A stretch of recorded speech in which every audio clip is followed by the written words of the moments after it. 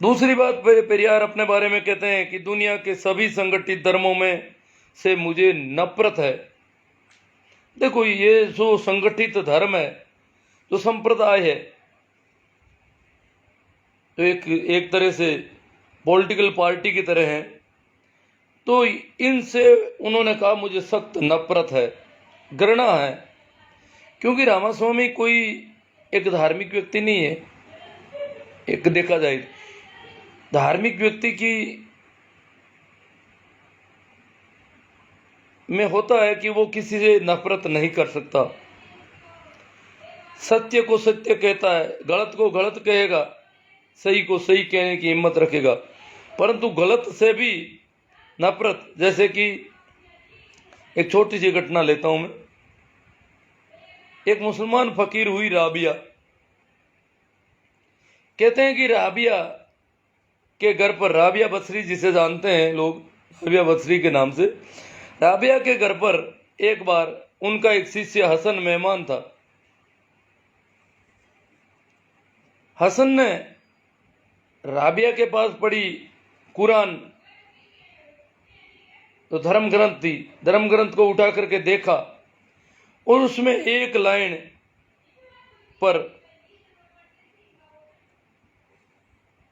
एक पंक्ति पर को काटा हुआ पड़ा था। हसन ने कहा कि इस धर्म ग्रंथ को नापाक किसने कर दिया? धर्म ग्रंथ में कभी कोई संशोधन होते हैं क्या? इस धर्म ग्रंथ की एक लाइन काट दी, बहुत ही गड़बड़ हो गई है, तो बहुत अनर्थ हो गया। धर्म ग्रंथ जो पवित्र शास्त्र है, उसमें एक पंक्ति को काटा गया है। राबिया ने कहा ये मैंने काटा है, मैंने खुद ने काटा है, कैसे कैसे कर दिया आप और धर्म ग्रंथ की पंक्ति काटती हो? कि हाँ, इसमें लिखा हुआ है कि शैतान से नफरत करो, इसमें लिखा हुआ है शैतान से नफरत करो, जो गलत आदमी है उससे नफरत करो।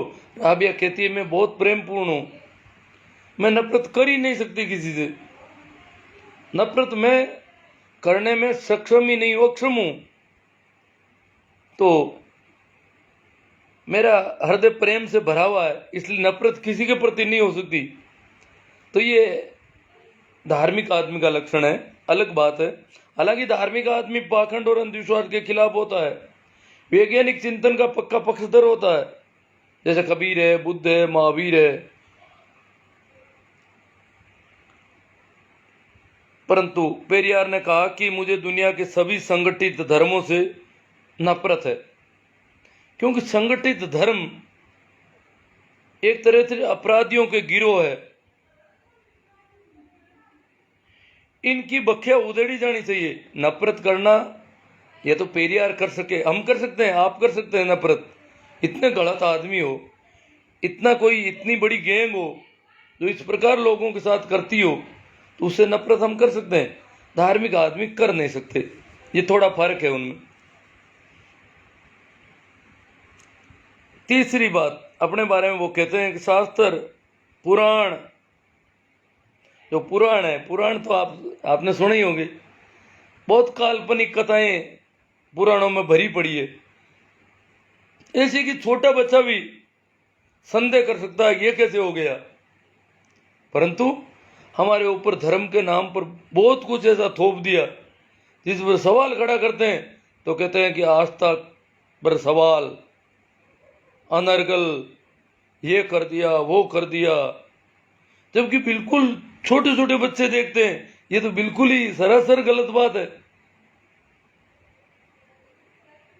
तो शास्त्र, पुराण और उनमें दर्ज देवी देवताओं से मेरी कोई आस्था नहीं है, क्योंकि वे सारे के सारे दोषी हैं, सारे शास्त्र दोषी हैं।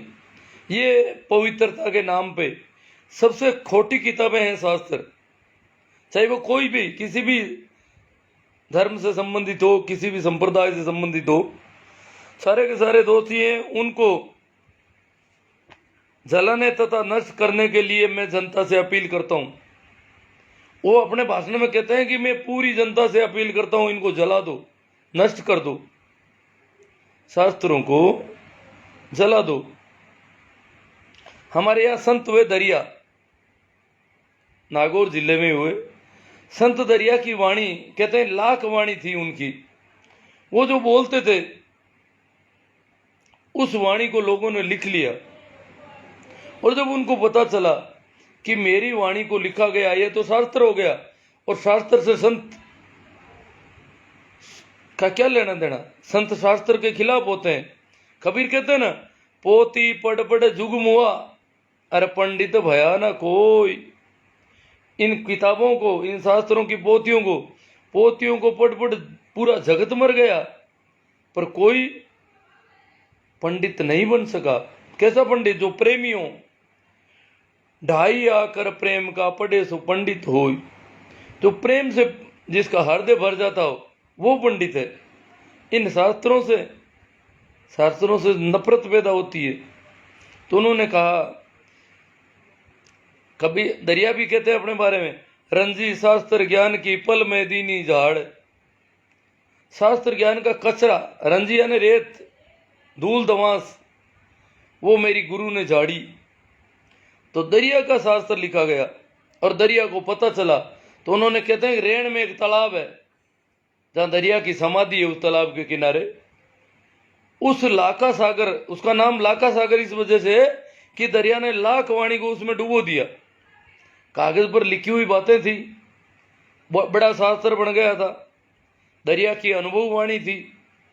जो जो वो लोग वो बोलते थे वो लोग लिखते गए। दरिया ने सबको डुबो दिया तालाब में कि शास्त्र खड़ा नहीं होना चाहिए। तो यही बात रामास्वामी कहते हैं कि इन सब को जला देना चाहिए, नष्ट कर देना चाहिए। जैसे बाबा साहब अंबेडकर ने मनुस्मृति को जलाया था। बहुत सारे लोगों ने, मैं ओशो सन्यासी, ओशो ने कहा सारे शास्त्र जला देने योग्य है। शास्त्रों से गंदी कोई किताबें नहीं है दुनिया में। तो ऐसी ही बातें बहुत सारे लोगों ने और कही। आगे पेरियार कहते हैं कि बुद्ध ने वैज्ञानिक चिंतन दिया इस देश को, पर बुद्ध के अनुयायियों के साथ हमने क्या किया, बौद्धों के साथ हमने क्या किया। बौद्धों के साथ भारत में जितना दुर्व्यवहार हुआ वैसा कहीं पर भी किसी धार्मिक समुदाय के साथ नहीं हुआ। बौद्ध धर्म का नामो निशान मिटा दिया गया। जो एक खरी खरी बात थी, जो सत्य की सीधी उद्घोषणा थी, नग्न सत्य था, उस सत्य को कोई मिटा नहीं सकता। परंतु जहां से वो सत्य उद्धृत हो रहा था उनकी गर्दनें काटी गई। बौद्धों को काटा गया बुरी तरह से, शाकबाजी की तरह काटा गया, और बौद्ध धर्म का नामो निशान इस देश से मिटा दिया इन लोगों ने। हत्यारे लोग हैं।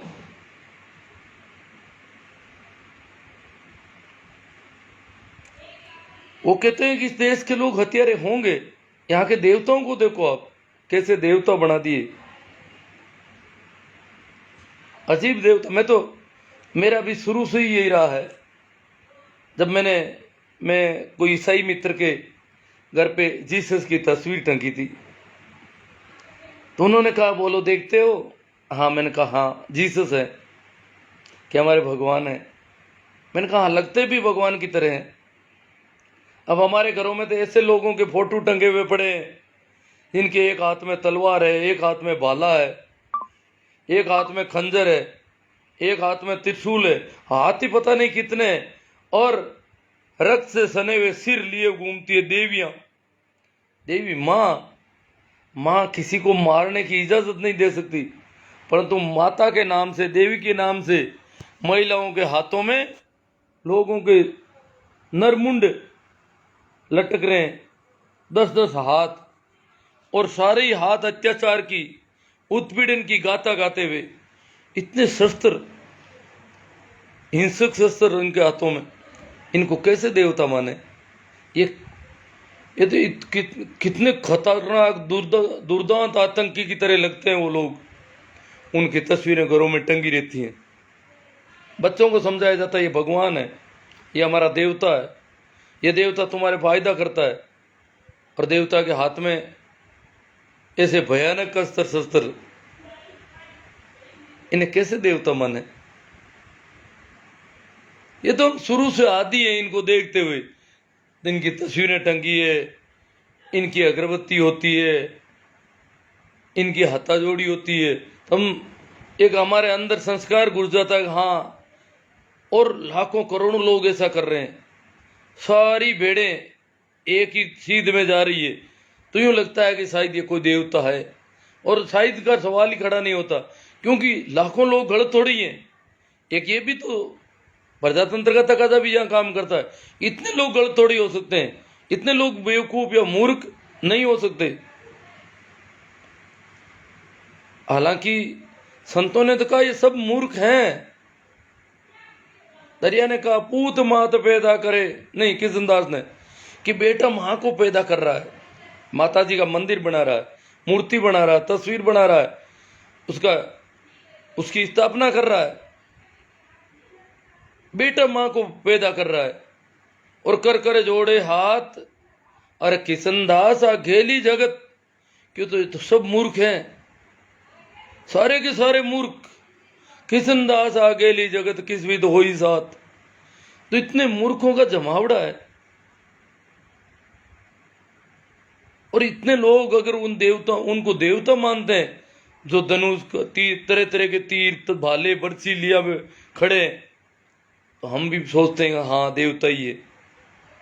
ये एक संस्कार घुस जाता है। परंतु जो भी बाहर का व्यक्ति आता है और उन तस्वीरों को देखता है, तो उसे लगता है कि ये इतने गलत आदमियों की तस्वीरें घरों में कैसे टंकी है। इसका मतलब घर वाले भी बहुत बड़े हिंसक जानवर है, ये तो अभी भी मार सकते हैं। जब इनके घरों में ऐसी तस्वीर टंगी है जिनके हाथों में तलवारें हैं, भाले हैं, बरसियां हैं और नरमुंड लटक रहे हैं खून से सने हुए, तो इस घर के व्यक्ति कितने दुर्दांत होंगे। इस घर में रहने वाले लोग अभी हमारी गर्दन काट सकते हैं।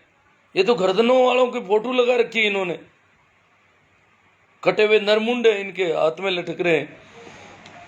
तो जो तथाकथित देवता है, सबके पास हिंसक शस्त्र, इनको देवता कहते हैं हम। तो रामास्वामी ने कहा कि ये देवता है तो फिर इनके पास हिंसक अस्त्र शस्त्र क्यों? सवाल खड़े किए उन्होंने।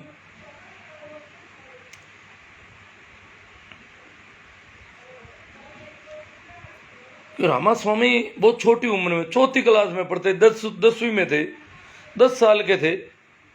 उस समय उन्होंने घर बार उन्होंने पढ़ाई छोड़ दी और पिता के व्यापार में जुट गए। पिता बहुत बड़े व्यापारी थे,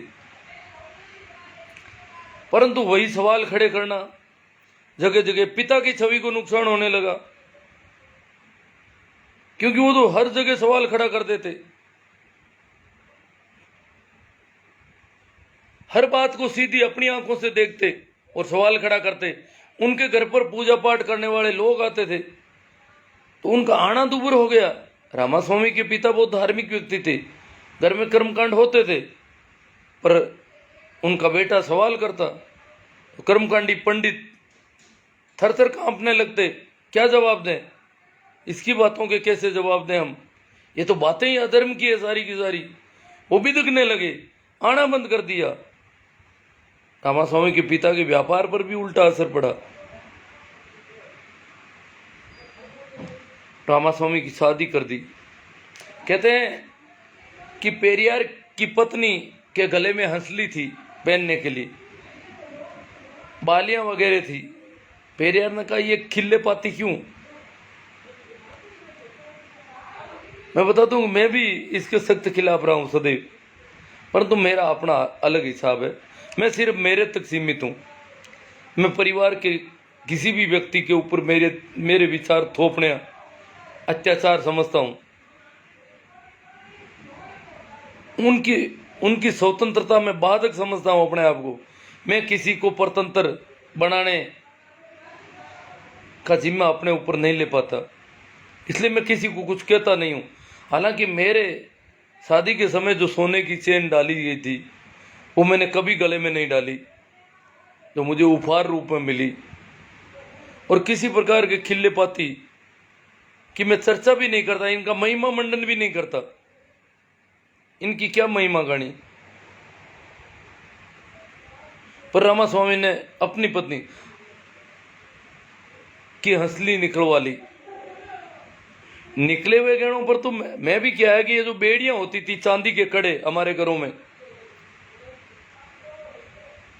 और बिना चांदी के कड़े की कोई महिला रह ही नहीं सकती। इस पूरे इलाके में कोई थी नहीं, सबको पहनना ही पड़ते अनिवार्य रूप से।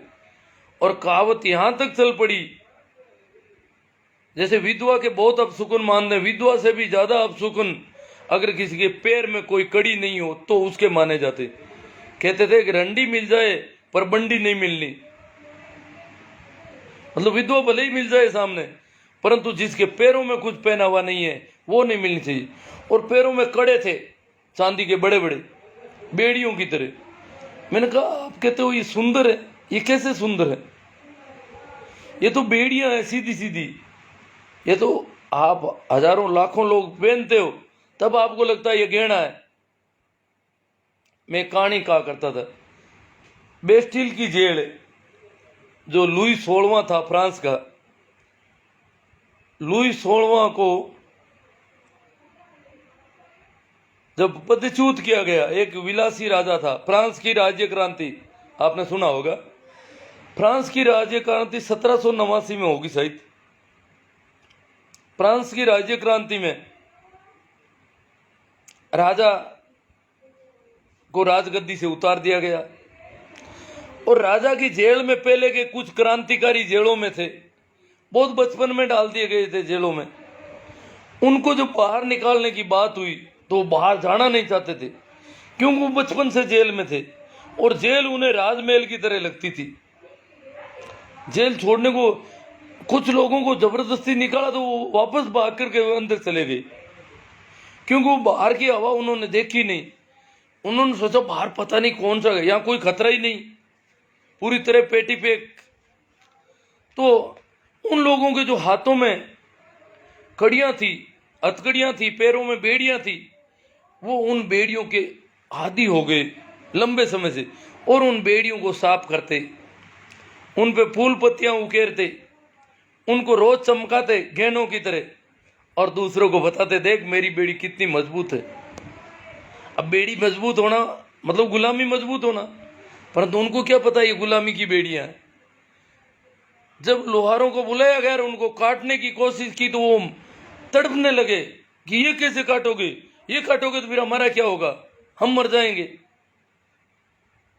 मतलब इन बेड़ियों से उनको घेड़ों की तरह हो गया, बेड़ियां घेना लगी। वैसे ही मैं इनसे कहा करता था कि ये बेड़ियां हैं, आपको घेना लग रही है। तो इसी सिलसिले में आज से 27 साल पहले मेरी पत्नी के ऑपरेशन के दरमियान उनकी बेड़ियां निकाल दी गई अस्पताल में। वहां कोई उनको बुलाया अस्पताल प्रशासन ने और बेड़ियां निकाल दी। ये चांदी के कड़े निकाल दिए थे तो बहुत अच्छी बात हुई। अब मैंने कहा ये कैसे भी करके ये नहीं पहने जाए वापस तो अच्छा रहे। पर जब वापस हम घर आए, दियो घर से बाहर नहीं निकल रही थी। बोली बाहर कैसे निकलूं, मेरे पैरों में है ही नहीं, आप बुला के लाओ, मेरे पैरों में वापस डलवाओ, बाहर लोग सवाल पूछेंगे और ये तो मामला बहुत गड़बड़ है। और मैंने कहा अब थोड़े दिन कैसे करके, फिर तो उसके पैर भी हल्के रह गए इतने दिन, तो अब उसको भी लगा कि ये ठीक नहीं रहेगा, और यूं करके वो बेड़ियां कैसे ही करके निकल गई। आज तो हमारे गांव में शायद कोई 70-80 साल की महिला की बात अलग है, बाकी किसी महिला के पैरों में बेड़ियां नहीं है। पर आज से 27 साल पहले किसी एक महिला को अपनी बेड़ियां हटाना कितना मुश्किल मामला था। तो रामास्वामी परियार ने अपनी पत्नी की हंसली और बालियां निकलवा दी।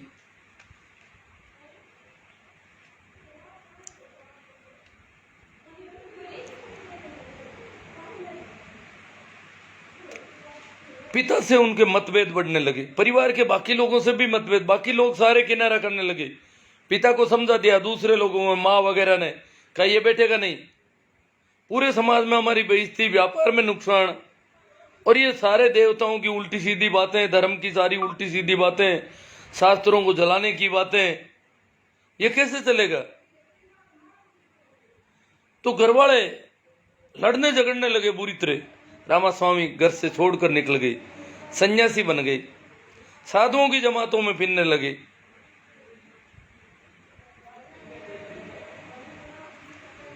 ये उनका सन्यास का जीवन था। घर वालों को भी पता नहीं था कि ये घर छोड़ के चला जाएगा। घर वालों ने सोचा कि ये शास्त्रों के प्रति प्रेम करने लगा, देवताओं को मानने लगेगा, हमारी तरह देवी देवताओं की पूजा शुरू कर देगा। जब हम इससे लड़ेंगे झगड़ेंगे तो ये ठीक हो जाएगा। उल्टा वो तो घर छोड़ के चला गया। कुछ वर्षों बाद घर वाले भी नम्र पड़े, विनम्र हुए और वापस मिले तो उन्होंने कहा वापस रह जाओ, जैसी तुम्हारी मान्यता है तुम्हारे पास, हम हमारे तरह से काम करेंगे, तुम तुम्हारे तरह से करो। और यूं करके उनको वापस ले लिया गया। यहीं से क्रांति शुरू होती है, क्योंकि वो सन्यासियों के साथ नहीं रहे। अगर वो साधु सन्यासियों के साथ रहते तो एक बहुत बड़े संत बनते, बहुत बड़े साधु बनते और सत्य की खोज करते, परंतु वो वापस घर में आकर रह गए। सन्यासी साधु भी जितने भी हुए हैं उनको वैज्ञानिक चिंतन के हुए हैं। उन्होंने अंधविश्वास और पाखंड, कर्मकांड सबका पर करारी चोट की। कबीर, गोरख, नानक, दरिया, दादू, महावीर, बुद्ध जितने भी हुए, उन्होंने इस अंधविश्वास पर निर्ममता से प्रहार किए। फिर भी वो इतना वैज्ञानिक चिंतन नहीं पैदा कर सके जितना पेरियार ने किया। साधु संत तो दोनों तरफ, दक्षिण और उत्तर भारत में सब जगह हुए, परंतु पेरियार ने जो किया वो और ज्यादा अद्भुत है।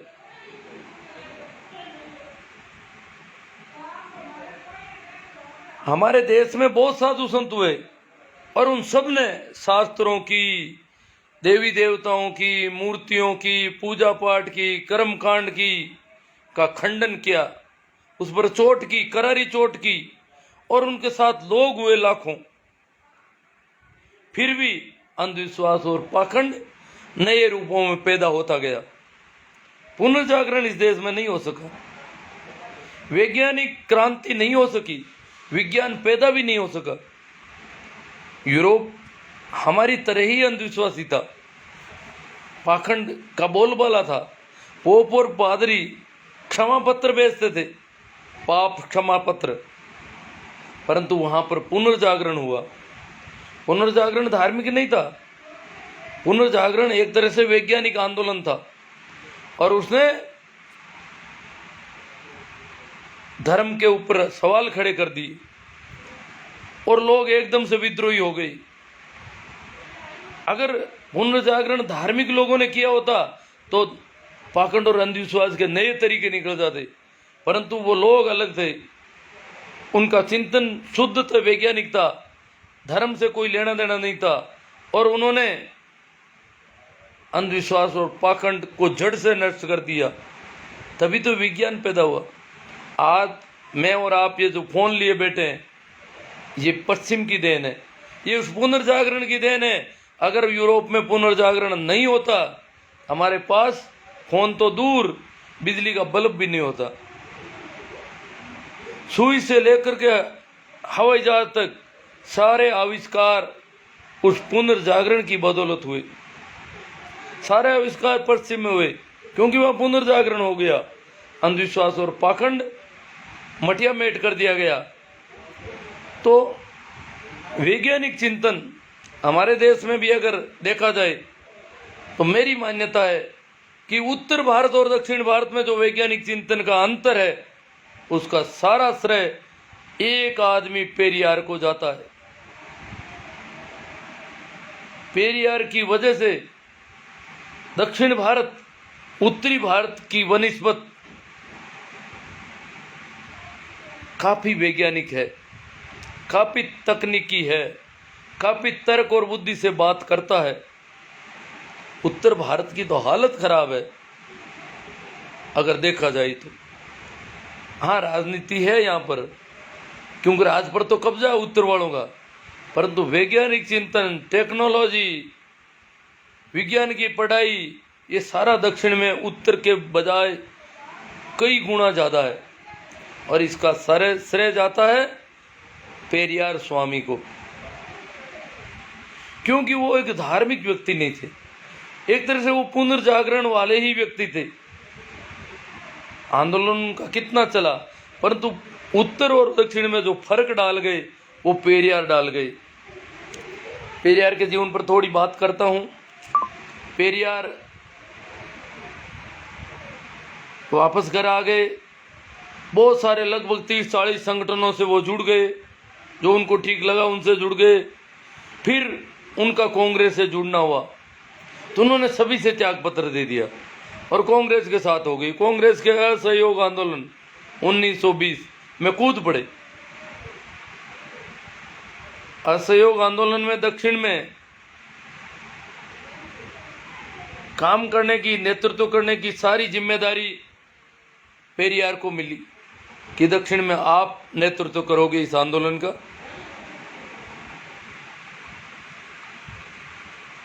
कांग्रेस ने नशाबंदी आंदोलन चलाया। ये घटना है कि जब नशाबंदी आंदोलन चलाया उस समय इनके बगीचे में ताड़ के 1000 वृक्ष थे।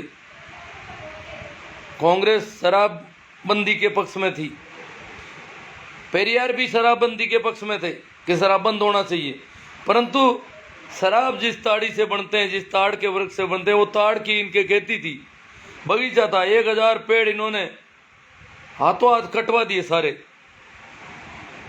शराब के मैं पक्ष में नहीं हूँ, और शराब जिन पेड़ों से बनती है वो पेड़ मेरे बगीचे में, ये बात मुझे पसंद नहीं। और उन्होंने सारे पेड़, बहुत बड़ा बगीचा था, कटवा दिए ताड़ के सारे वृक्ष। 1000 के लगभग वृक्ष ताड़ के थे, सारे के सारे उन्होंने कटवा दिए। 1925 में उन्होंने कांग्रेस भी छोड़ दी। 1926 में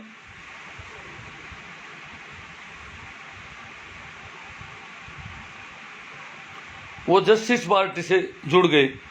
जस्टिस पार्टी ये एक पहली अब्राह्मण पार्टी थी। ब्राह्मणों को इसमें नहीं रखा गया, क्योंकि ब्राह्मणों का चरित्र ठीक नहीं था। ब्राह्मणों की सोच पक्षपातपूर्ण ज़्यादा थी। ये सारे शास्त्र ब्राह्मणों के पक्ष में रचे गए, ब्राह्मणों द्वारा रचे गए। स्त्रियों के खिलाफ तो है ही, अन्य जाति के लोगों के खिलाफ है, पुरुषों के भी खिलाफ है, दूसरी जातियों के। तो ये पहली पार्टी थी जिसमें ब्राह्मण नहीं होता था कोई। 1931 में वो विश्व भ्रमण को निकले, पूरी दुनिया का भ्रमण किया उन्होंने, सारी चीज़ों को देखा, बाहर की हवा लगी। वैसे तो वो पहले ही बाहर की तरह ही थे, परंतु जब बाहर सारी चीज़ों का इन्होंने अध्ययन किया, तकनीक का, विज्ञान का, उसके बाद जस्टिस पार्टी में उन्होंने और तेज़ी से काम किया और 1936 में वो जस्टिस पार्टी के अध्यक्ष बने। इस प्रकार उनका एक ये आंदोलन था, मूवमेंट था। वो अक्सर कहा करते थे, पेरियार अक्सर कहते थे, क्या कहते थे? वे कहते थे कि मैं किसी का दुश्मन नहीं हूं, मैं किसी का विरोधी नहीं हूं, परंतु अगर कोई बड़ा देश छोटे देश को दबाता है तो मैं छोटे देश के साथ हूं। मैं फिर बड़े देश के साथ नहीं, बड़ा देश चाहे कुछ भी होगा, अगर वो छोटे देश को दबाता है तो मैं उस छोटे देश के साथ हूं। दूसरी बात उन्होंने की, अगर वो छोटा देश, अगर उस छोटे देश के बहुसंख्यक लोग, बहुसंख्यक संप्रदाय के लोग, वर्ग के लोग, धर्म के लोग अगर अल्पसंख्यकों को सताते हैं तो मैं उस देश के, उस छोटे देश के अल्पसंख्यकों के साथ रहूंगा, फिर उस छोटे देश के साथ भी नहीं रहूंगा। फिर केवल उन अल्पसंख्यकों के साथ रहूंगा। तीसरी बात वो कहते हैं, अगर वो उस देश के अल्पसंख्यक भी अन्य किसी जाति को, अल्पसंख्यकों की कोई जातियां अन्य किसी जाति को सताती है, दबाती है, परेशान करती है, तो मैं उस छोटी जाति के साथ रहूंगा। अगर उस जाति का कोई मालिक, उस जाति का कोई व्यक्ति जो अपने नौकर को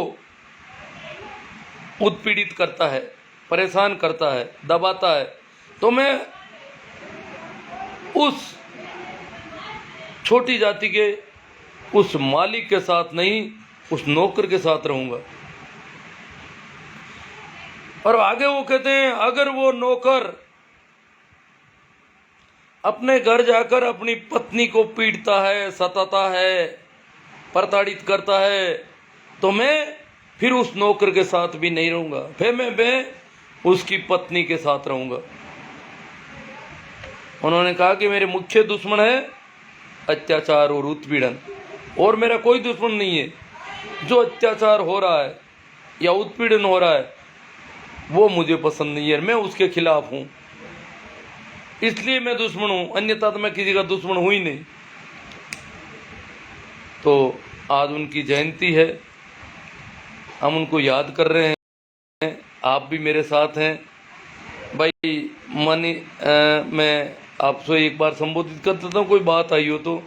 भाई मोहम्मद रफीक जी, कैलाश जी, सोहू, नानू राम जी, गोदारा, प्रेम सुख जी, राम निवास जी, भाकर, हाँ प्रणाम, सभी को प्रणाम, नमस्कार, राम राम। जैसा राम जी जानी, राकेश जी खोकर, शोभा राम जी खुड़कुड़िया, राधे श्याम जी गोदारा, राधे श्याम जी कहते हैं अति सुंदर। राधे श्याम जी हमारे शिक्षा अधिकारी है, अतिरिक्त जिला शिक्षा अधिकारी राधे श्याम जी गोदारा, उनको अच्छा लगा। बलवीर जी खोजा, बलवीर जी खोजा, याद कर रहा हूँ, जाना पहचाना नाम लग रहा है, प्रेम सुख को बधाई दे रहे हैं। बलवीर जी खोजा, भूल कैसे गया, जाना पहचाना नाम तो है, पर देखो। साहिब सरकार, पेरियार साहब को कोटि कोटि नमन। तेजाराम जी थाकण, गिरधारी लाल कुमार गोगड़ाव, प्रजापत हैं सहित, इसका मतलब गिरधारी जी गोगड़ाव के। इंजीनियर सुनील डुखिया, पूसाराम जी गोयल, शरण जी मामणिया, प्रेम जी द्यावड़ी, रेण में संत आज भी भागवत कथा करते हैं। प्रेम जी, देखो संतों ने, ये संत नहीं है जो संतों के स्थान पर दुकान चलाने वाले संत नहीं है, इन्होंने अपना नाम दिला रखा है, वो कहने को कहते हैं हम संत हैं। इतने संत आ गए, वो तो उन्होंने धोती को खुला कर दिया और उसके नाम पे कुछ कंवारे रह गए, उस नाम से अपने आप को संत घोषित करते। ये लोग संत नहीं है।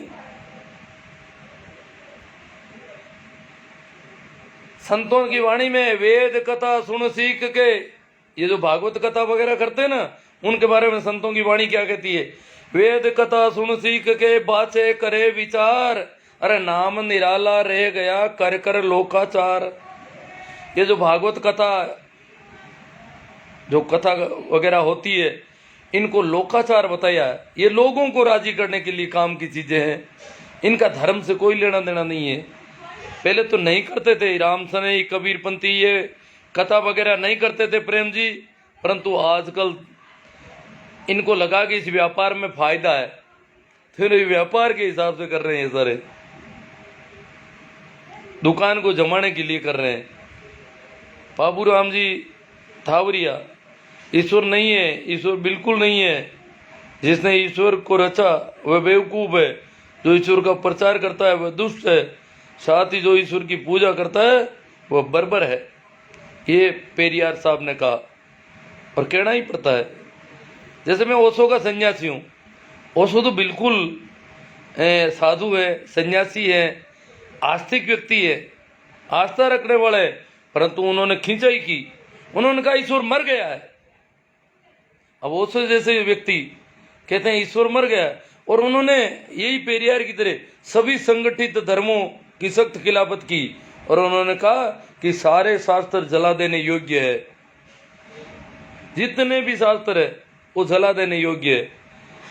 तो ये पेरियार साहब तो खैर कहना ही है उनको। तो पेरियार ने धर्म और ईश्वर को लेकर कई अहम सवाल खड़े किए।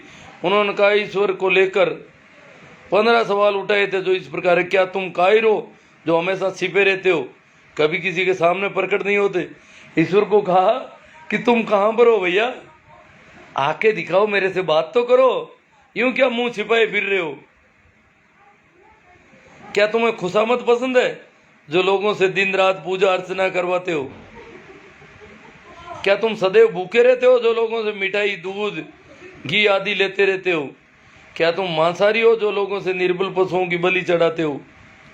क्या तुम सोने के व्यापारी हो जो मंदिरों में लाखों टन सोना बनाए दबाए हुए बैठे हो।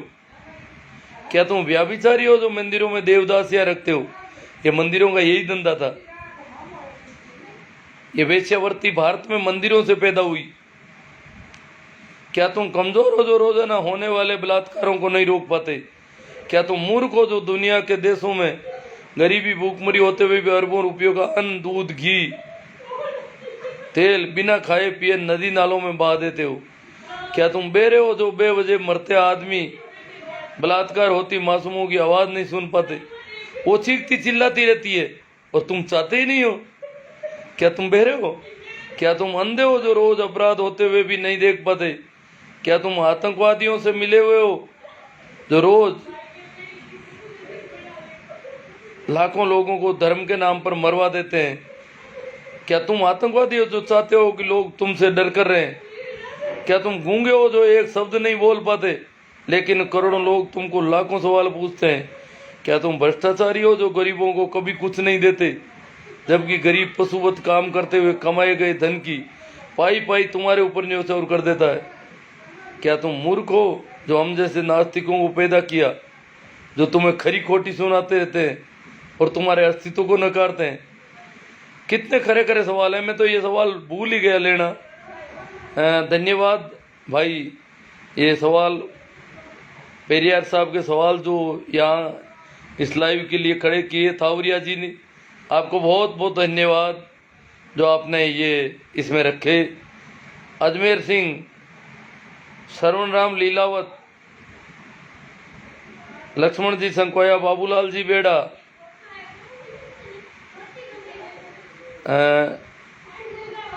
महेंद्र कुमार जी बाजोली, महेंद्र सिंह जी, नरेंद्र कुमार जी गांधी, पप्पूलाल जी पंवार, ये शायद भाउंडा वाले होंगे, मनोज जी परियार ओडिंट। हाँ धन्यवाद, आपको भी धन्यवाद कि आप इसका प्रसारण बढ़ा रहे हो। अमरा राम जी गुजर, बाबूलाल जी बेड़ा, नारायण राम जी, इनको भी सुंदर लगा। अंकित कुमार जी बोध, महामानव की जयंती पर नमन। रामपाल जी धोड़िया, गोपाराम जी पन्नू, शानदार। पेरियार नमन। आने वाली पीढ़ियां वैज्ञानिक सोच के साथ रहे और हमारी भूमिका वैचारिक होनी चाहिए विचारों को आगे बढ़ाने की। जगराम सिंह जी, बजरंग लाल जी शीला, धीरेन्द्र जी मूंदलिया, पीके ह्यूमन, रामलाल जी धोलिया। लेकिन चेले इन महापुरुषों की झूठी जीवनी लिखकर सत्यानाश कर देते हैं। हाँ, चेलों का तो ये धंधा है। हाँ, पीके ह्यूमन कह रहे हैं आज लेट हो गया। हाँ लेट हो गया। बजरंग लाल जी कह रहे हैं कि गाय मर रही है, भगवान विष्णु बचाने नहीं आ रहे हैं। तेजाराम जी हुड्डा, अब माँ मर रही है, भगवान को शर्म नहीं आती है। हाँ, सभी को नमस्कार, प्रणाम, राम राम। ठीक है, पर्याप्त है जितना हुआ।